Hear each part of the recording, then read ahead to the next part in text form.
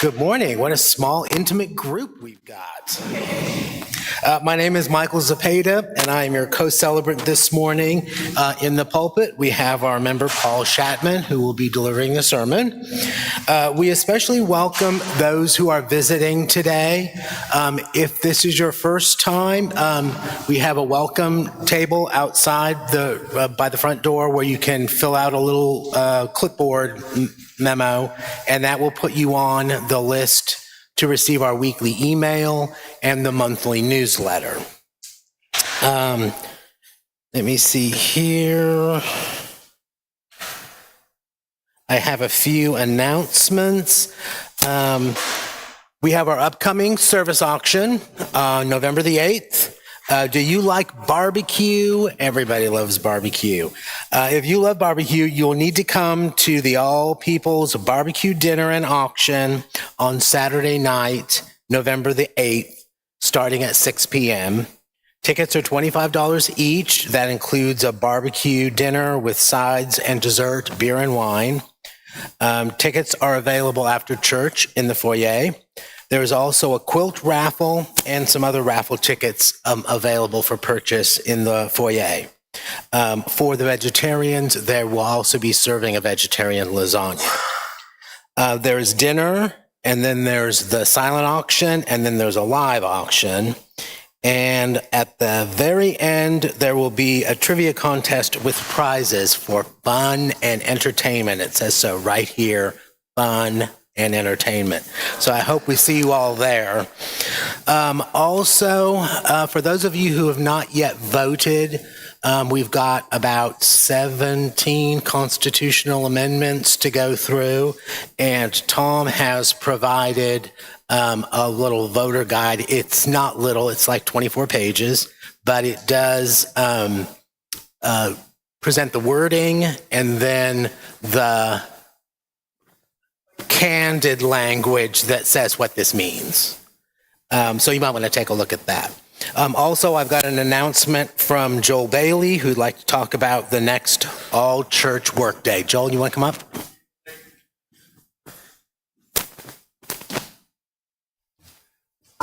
Good morning. I'm Joel Bailey. I'm head of the grounds committee. I have been for many years, and I've been on the grounds committee since 1994, so I know what I'm talking about. I think Michael just talked about with the upcoming service auction. So we have the idea of having another all-church workday, which we haven't had one since last March. And this one will be on November 1st, next Saturday. Church will be open by 10 a.m. and we'll usually work till noon or 1 on a church workday. And we're pleading for all of our members and friends to come and participate. It's going to be a big prep cleanup for the service auction, which will be a week later. And we've got a lot of good things going with the grounds of the church and the presentation of the church. For instance, the school has invested quite a bit in redoing the front area of the southern part of our church. And if you go and look, we've got new plantings, we've got a new walkway, all thanks to the church. And they hired a landscaping company to come and do it. And it was also helped by a number of volunteers. So that's kind of like we can build on that. And there will be a lot of work to do. We're going to clean up the church, like clean the windows, straighten up the Coleman Hall more, make it look nice for the art exhibit and the art auction. And also people can work on the community garden and help prepare the community garden for the winter, which is coming up, by just chopping up everything and redoing all the plots. That's a lot of work. And we need a lot of people. And we're going to make the church look really nice and sharp for the service auction. So please show up 10 a.m. and work as long as you want, but it usually goes from 10 to 12. And we usually have a drink like tea and soda and snacks. Thank you. There we go. Thank you, Joel. Now please settle comfortably for the musical prelude.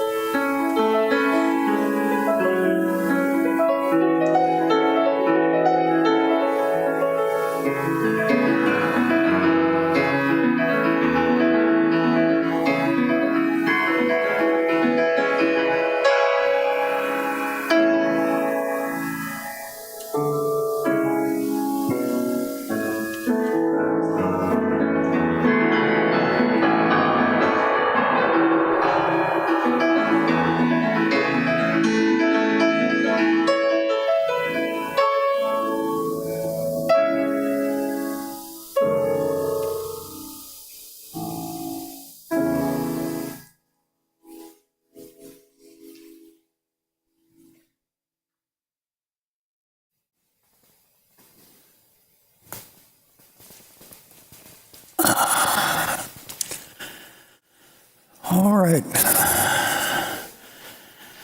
In settling down to worship today, all of us are a little troubled by the current situation in our country. And for that reason, I turn to the prophet Amos, chapter 5, verse 25. Let justice pour down like the waters, and righteousness like an ever-flowing stream. Something we use a lot of these days. We now invite you to rise, embody your spirit for our chalice lighting, the opening hymn, and our spoken affirmation.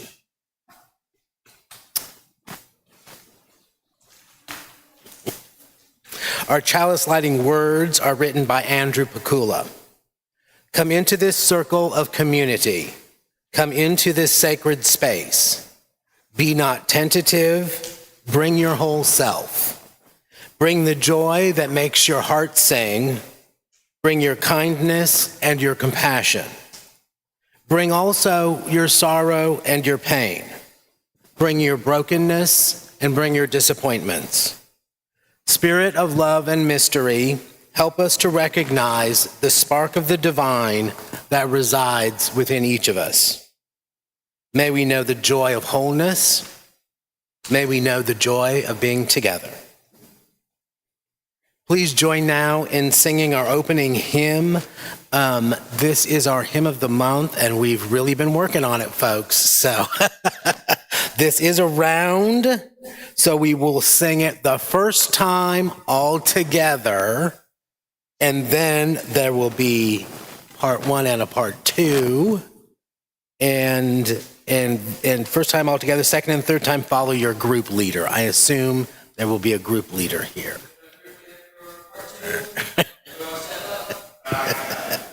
Right here. Thank you.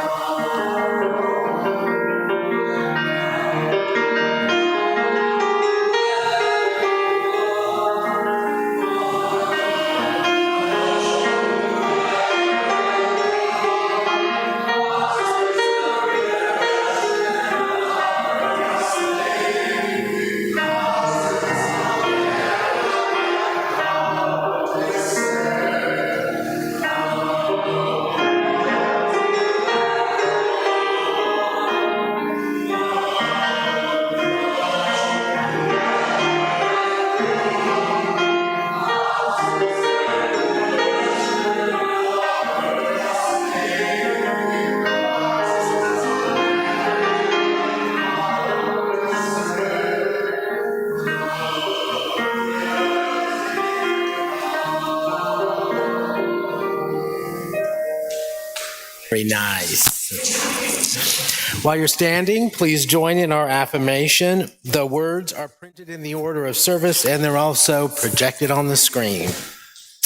Love is the doctrine of this church. The quest for truth is our sacrament, and service is our prayer. To dwell together in peace, to seek knowledge and freedom, to serve others in community, to the end that all souls shall grow into harmony with creation. Thus do we covenant with one another. The young and the young at heart are now invited to come forward for our Time for All Ages here at the front of the chancel. Regrettably, we have no young people today.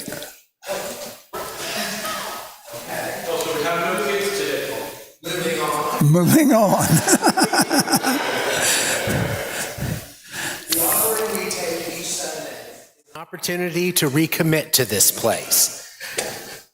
And to these people, it is as much a ritual as singing together, lighting our chalice, or reciting our unison affirmation. It is a reminder of that form of love we call generosity. It is how we show that we believe it is important to worship together, to help our community, and to say yes to the values of our faith. It is our custom to share the undesignated cash offerings that are collected each week, and we do this on a quarterly basis for a nonprofit or charitable organization that shares our goals. Our current Share the Plate recipient is Eastside Community Assistance, also known as Eastside Ministries. If you prefer, donations can be made using the QR code that is on the back of the order of service. The offering will now be accepted. Will the ushers please come forward?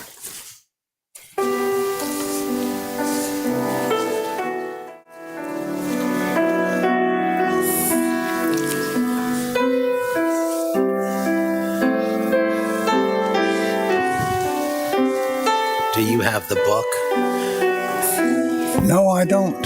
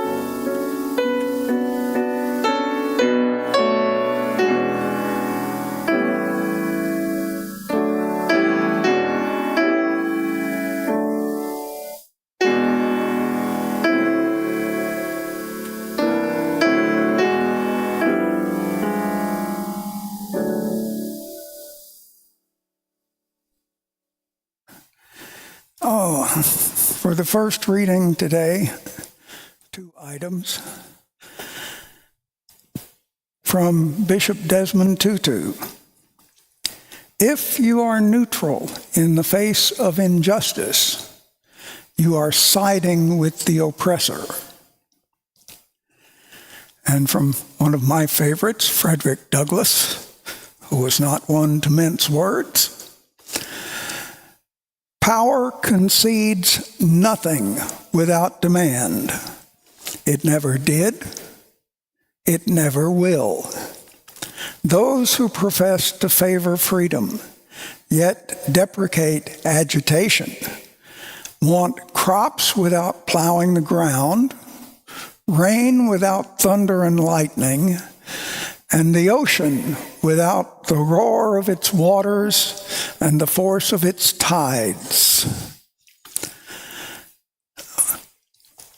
Let us now join together and sing hymn number 149, Lift Every Voice and Sing.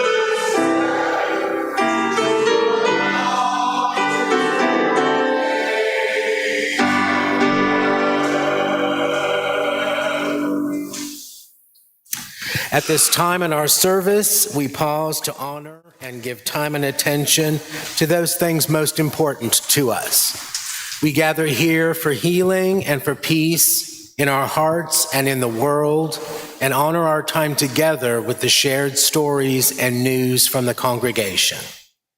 Each week, there is a journal outside the entrance to the sanctuary where you can write a message of memory or hope. We honor these messages by lighting 3 candles here next to our chalice. Also, at any time during our service, you are welcome to come forward and light a candle in our meditation center here at the side of the chancel. Today, from our book of Memory and Hope,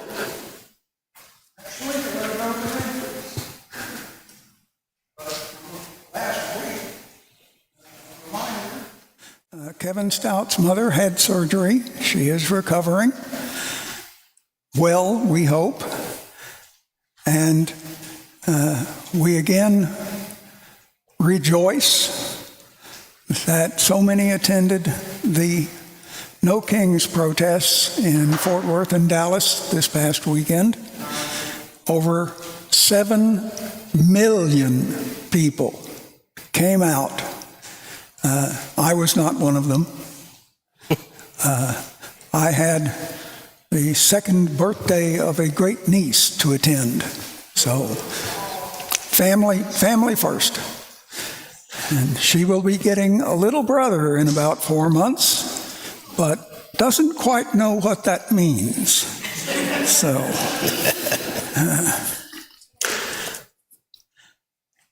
anyway, moving on. Michael? our meditation words are from the Reverend Michelle Collins. Ground of being, we witness a world on fire, literally and metaphorically. Headlines scream of cruelty and division. Children go hungry while others feast. The earth herself groans under the weight of our carelessness and our selfishness. Some days the suffering feels too vast, the darkness too close to our hearts, rather than let them break again and again. To choose cynicism over hope, numbness over feeling, despair over the vulnerable act of caring, yet here we gather, proof that love persists. In every city, on every continent, hearts like ours beat with stubborn compassion.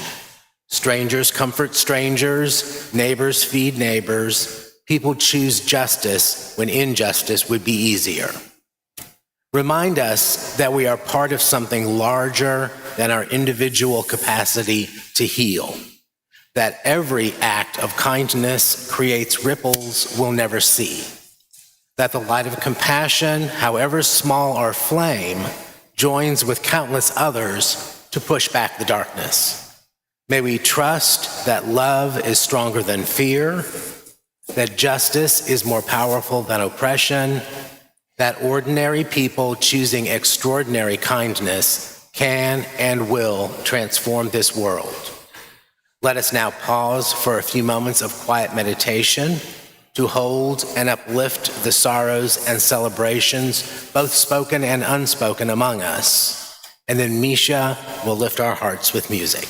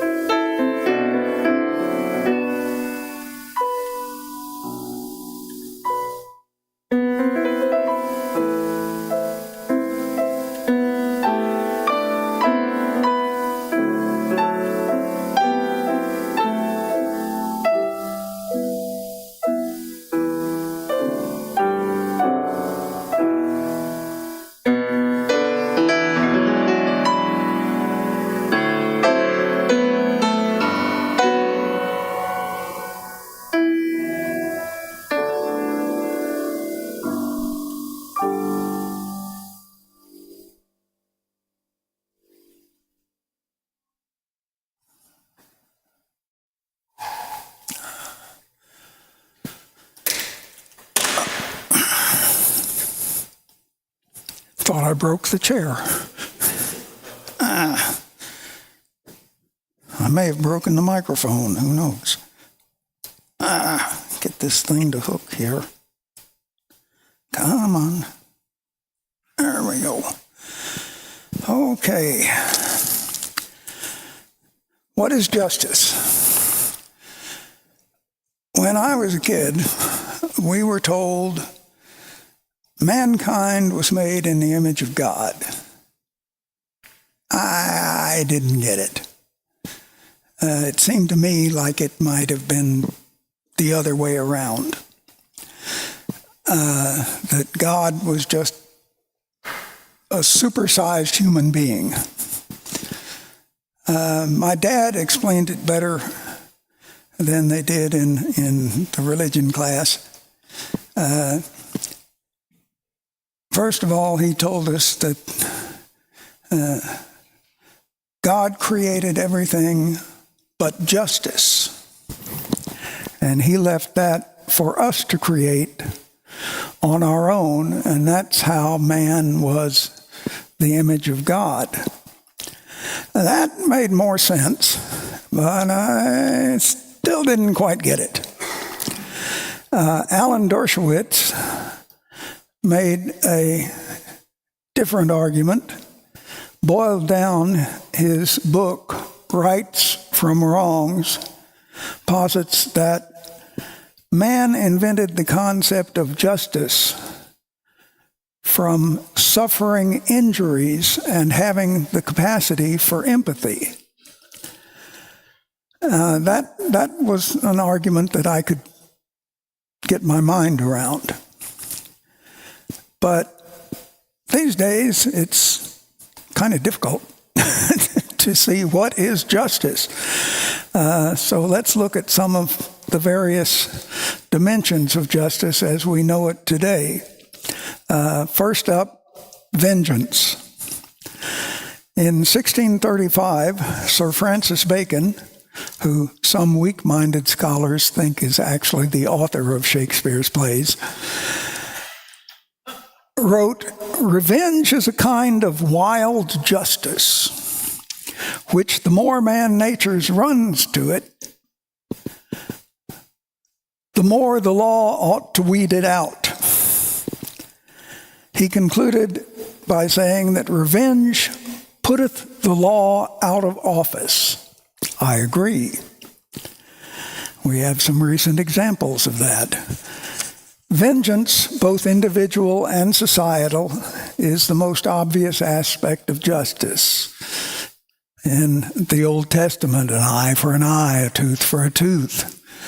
From the earliest civilizations down to today, many societies have upheld the principle that whosoever takes a life, their life shall be taken.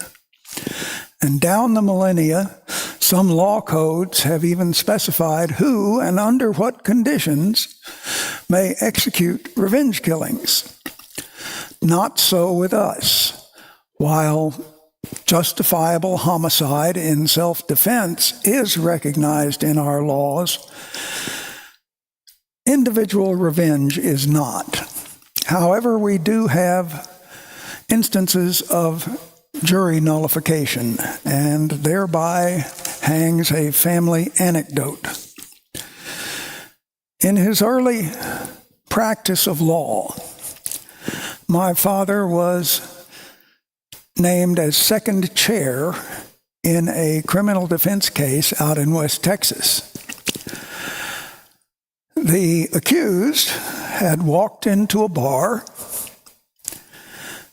pulled out a revolver, shot a man sitting at the bar 6 times, reloaded the revolver, and shot him 6 more times while he was kicking on the floor. During the course of defending this man, my father and the senior partner in the firm, who had named him for second chair, pointed out that the deceased had been tomcatting around with every woman he could lay his hands on in 3 counties. And the jury brought in a verdict of not guilty by reason that the deceased should have been departed with. That is jury nullification. On the other hand, our laws do make room to exercise vengeance in the name of society. American courts still may inflict the death penalty in some cases. Some folks tend to have a problem with that, calling it judicial murder. Defenders of the death penalty call it a warning and a deterrent. Now, the UUA, might excommunicate me for this, but I have no particular problem with the death penalty, believing as I do that some crimes are so heinous, vicious, that after reasonable delay for review and appeal, executing the guilty party is appropriate. However, I do have a very serious problem with the extremely uneven application of the death penalty.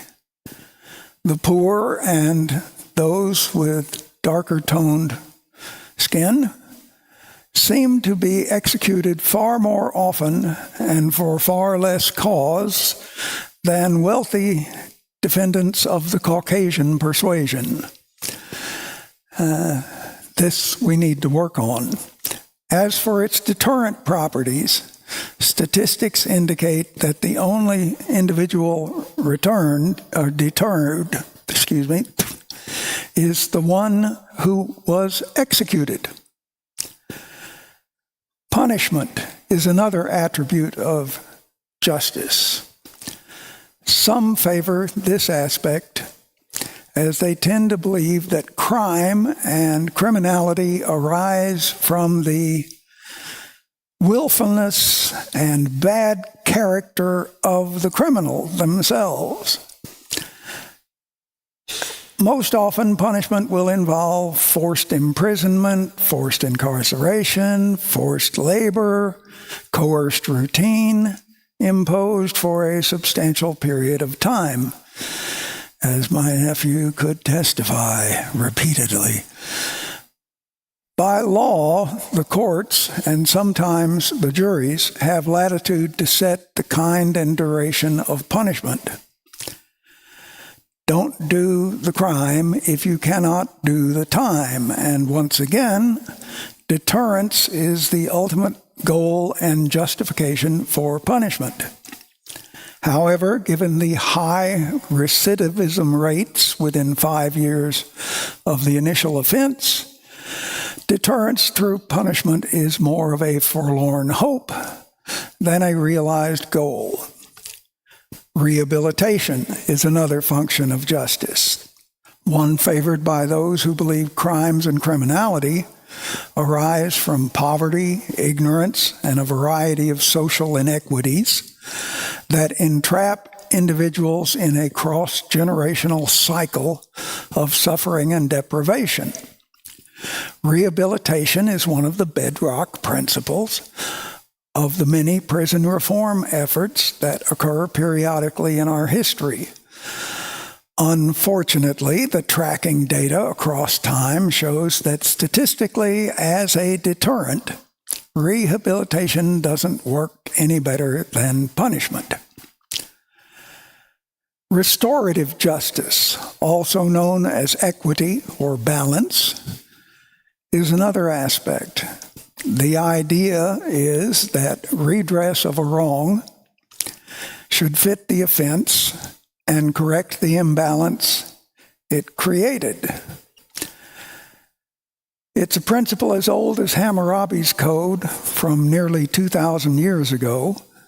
Well, no, 4,000 now,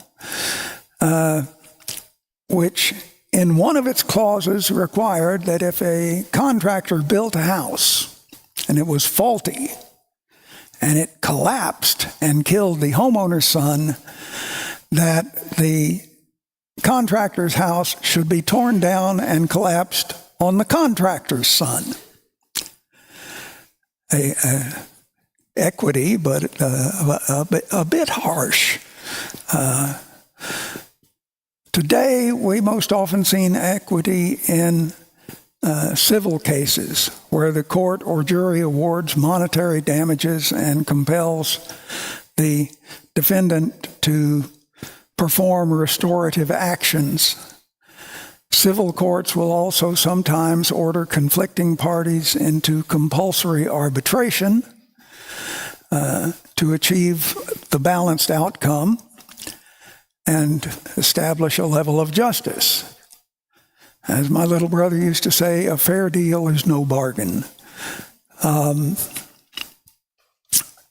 In criminal cases, too, the convicted party may similarly be made to pay forfeits in cash or kind to the victim or the victim's survivors. Then there's generosity. Generosity is one of the more often forgotten aspects of justice. But what else can you call pardons and paroles?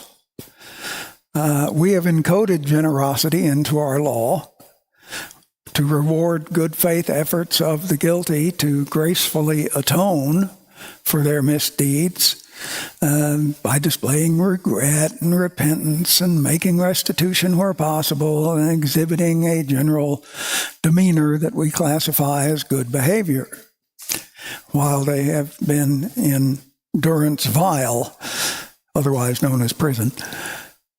There are government agencies who grudgingly give limited assistance to those who have paid or who at least have made a down payment on their debt to society. Texas is famous for its stinginess in this regard, except when it comes to persons who have been wrongly convicted. Most states will pay off somewhere in the neighborhood of $20,000 per year spent in prison. Texas goes to $80,000. So if you're going to be wrongly convicted, make sure your appeals drag out. There's more money at the end. Even so, generosity clearly has public support, as shown by the many private initiatives through a wide variety of local, state, national, voluntary organizations which assist convicts and ex-convicts to find employment and housing and educational resources. Almost all of these kinds of programs receive no government funding, and generosity is decidedly the most controversial aspect of the justice system. Pardons and paroles quite as often anger people as please them. Some oppose pardons and paroles on the general principle you're coddling criminals, you're being soft on crime. Others suspect that there is injustice in the way that paroles and pardons are handled, perhaps even corruption. Still, others think the process is too time-consuming, too costly, and is loaded against those seeking remission or reduction of sentence. Now, beyond the legal system, we have what is called social justice movements. These are perhaps the most common expression of generosity. These philanthropic efforts are usually found to be initiated by public figures, interest groups, religious institutions, and social justice efforts are equally controversial and divisive. There are two schools of opinion, or perhaps indoctrination is a better word, underpinning this divide, both of which arise from the Judeo-Christian cultural foundations of Western thought. On the one hand, those who are suspicious or outright hostile to social justice programs are frequently informed by what is known as the low church Protestant distinction between the worthy poor and the unworthy poor. As social and religious conservatives tend to believe crime is caused by criminals, so too they tend to believe that poverty is caused by the poor who are too lazy to pull themselves up by their own bootstraps, which is a really neat trick if you happen to be barefoot. This arrogant, narrow outlook is reinforced by an aberrant theology known as the gospel of prosperity, which promotes the idea that wealth and status are a sign of the approval of God, while the opposite conditions register his disapproval of the people who are suffering. Televangelists and certain media con artists, hucksters, and politicians have made a pretty good living pushing that line of chat. On the other hand, those who strive to advance social justice initiatives take a broader view. They are able to see themselves in the other and the other in themselves, and so are responsive to the words of the prophet Micah: do justice, love mercy, and walk humbly. The three qualities which the current administration entirely lacks. Their capacity for empathy, linked to their philosophical or religious vision, persuades them that by empowering others, they make themselves and society as a whole better, stronger, more secure. So in the end, what is justice? Societal norms and behaviors, public opinion, history, tradition, statutory law, case law, lawmakers, law enforcers, judges, lawyers, juries. All of the above encompass the concept of justice in the United States. It is very far from perfect, as are all those persons who create it and maintain it. But if we are to create justice, we must, recalling Frederick Douglass, step forth and put our hands to the plow. We must call down the thunder and hurl the lightning. We must make the ocean roar. Perhaps it is this that makes us in the image of God. But you will have to decide for yourself. Our closing hymn today is in the Blue Book, number 1028, The Fire of Commitment.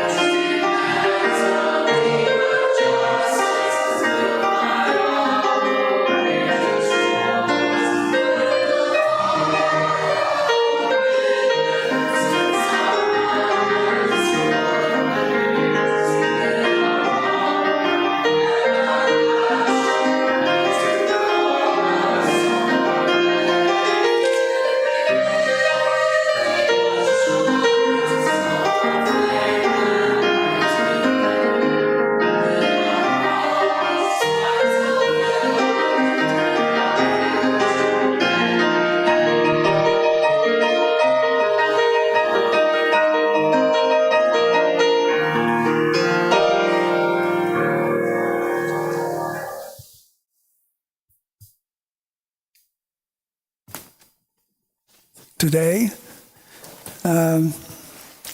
comes from then Senator Barack Obama and from the Reverend John Murray, founder of Universalism in the United States. From Barack Obama's famous Jericho Generation speech, which he made on Martin Luther King Day in 2006,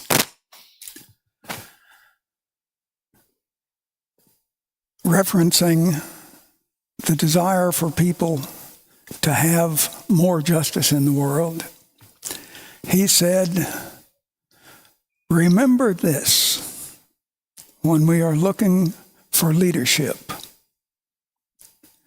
We are the one we have been waiting for." And from Reverend Murray, "Go out among the people and speak what you know. Let your light shine to bring more light to the hearts and the minds of others. Give them not hell, but hope and courage." Can we get an amen on that? And remember to join us for coffee and conversation after the service in the library. And thank you for putting up with me.